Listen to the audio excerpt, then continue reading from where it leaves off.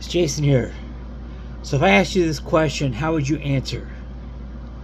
What county is New York City a part of? I'll give you a hot second here. What if I told you it was 5? And even crazier than that, each of the 5 boroughs is actually its own county. So that means that you have 5 boroughs within one city government, but it's also 5 county governments inside of one city government, which actually makes New York very unique in the United States. It's the only city of any kind with this kind of setup. And here's how this breaks down. The borough of Brooklyn is actually Kings County. The borough of Queens is Queens County. The borough of Bronx is Bronx County. The borough of Manhattan is New York County.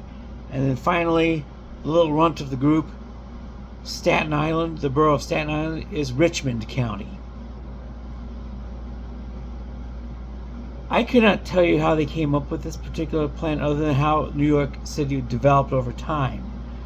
And New York City over time generally initially was just Manhattan, and then finally expanded to cover the other 4 boroughs over time. And so the counties, I believe, came before the boroughs as a result. And so the result is New York City is 5 counties, and each of the boroughs is a county seat in its own right. So yes, Bronx is a county seat, and it consists of all of Bronx County. And I mentioned the other 4.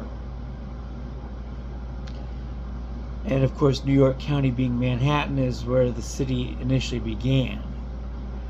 So that would legitimize that particular name. So I'm not going to go too far into this, but I would mention it because it's a very unique situation. And then I'm also going to go into real quickly here 2 states that don't even have counties. They are totally set up differently. So what if I told you that Louisiana didn't have any counties? They have parishes. So those are county equivalents. So it's basically, you could think of them the same as counties. So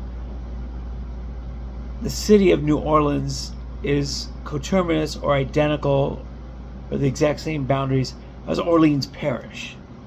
So that's a city and county equivalent situation. And one of the most interesting parishes in the state of Louisiana is Plaquemines Parish, which has a very colorful history. A guy by the name of Leander Perez was the commissioner of Plaquemines Parish throughout much of the 1930s, I think even into the 40s.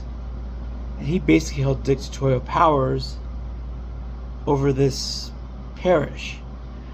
Plaquemines Parish, if you look at a map of Louisiana, is that entire southeastern delta that extends into the Gulf of Mexico or Gulf of America, depending on what you call it.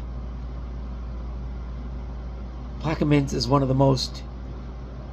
probably the most vulnerable piece of land in Hurricane Alley that exists. The Mississippi River Delta is Plaquemines Parish.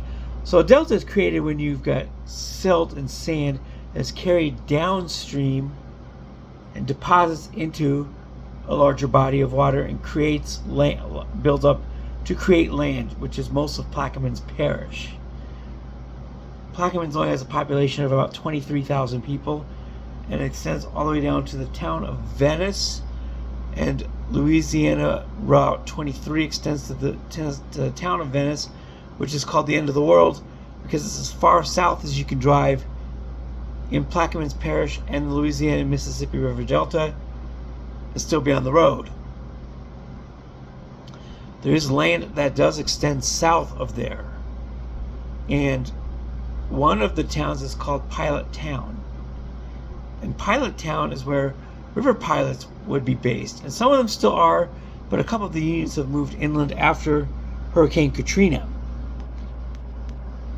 But one of the pilots unions, I believe, is still houses their pilots there. They will jump on board a ocean arriving vessel, and their job is to help navigate these shipping boats up the Mississippi River, and most of them cover the stretch of the river up to the city of Baton Rouge, which Baton Rouge itself is a seat of its own parish, which is called East Baton Rouge Parish. West Baton Rouge Parish is smaller towns on the west bank of the Mississippi River from East Baton Rouge Parish. But those are smaller towns and basically could be considered suburbs of Baton Rouge. And the bridge between the two is called the Huey Long Bridge.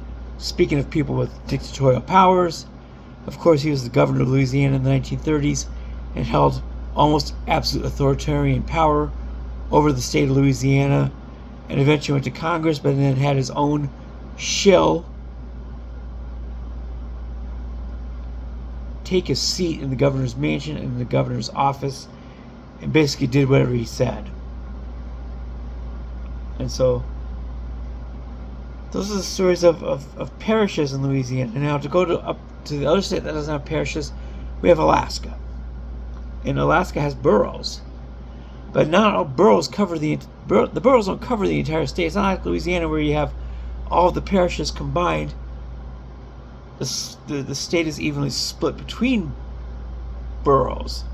There are some boroughs, and the largest is called the Municipality of Anchorage, which is the Anchorage Borough / city. They're also coterminous, and so the city and borough of Anchorage are coterminous, and they're called the Muni, or the municipality. And so that is the largest borough in the state by a long shot. Probably contains about 40% of the state's population. The smallest borough in area, or one of the smallest in areas, is actually the Fairbanks North Star Borough, which is the city of Fairbanks and a small area around it. It has a population of about 100,000 people. It is declining though, and so this area has the city of Fairbanks population about 30,000, and a smaller area around it, which includes suburbs such as North Pole, which of course has a big old Santa Claus workshop and all kinds of Santa Claus stuff. The most interesting borough I can think of is the North Slope Borough, which is the far northern. If you look at a northern map of Alaska, it's kind of if you shave off the top 20% of the land in Alaska, that land is the North Slope Borough. The North Slope Borough has a population of about 8,000 over a very large area. The borough seat is called Utqiagvik, which used to be called Barrow, but the natives took the name back, and the original native name was placed back on there. And this isn't one of those cultural,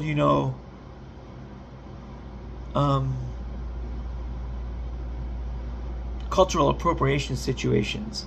This is a situation where white liberals decided that they wanted to stand supposedly for minorities. Utqiagvik is about 70% Inuit, and so they are the majority population, so they just decided to rename it, but they had originally named it hundreds of years ago. So Utqiagvik is the seat of the North Slope Borough, and the high school is still called Barrow High School, and it has the northernmost high school football program in the country. And the Barrow Whalers, yes, whaling is a thing up there. The natives are absolutely dependent on this practice. As abhorrent as it is to animal rights activists here in the lower 48, up there it is considered a critical element of their livelihood. So in the North Slope Borough, you have Utqiagvik, and they have festivals like Tunic Time, which are around the whaling practice. And given how expensive it is to ship food up there, go seek Barrow or Utqiagvik food prices anywhere on YouTube, and you'll see what I mean. But catching or hunting whales is their way around this expense, because whales can be used for blubber, they can be used for food, They can be used for oil, they can be used for energy, and of course the skins can be used as basically coats as well.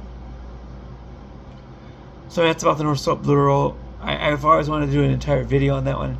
Maybe I will at some point, but the rest of the state that's not in any of the boroughs is actually called the unorganized borough, which means that it's not part of a county or a borough or any such equivalent.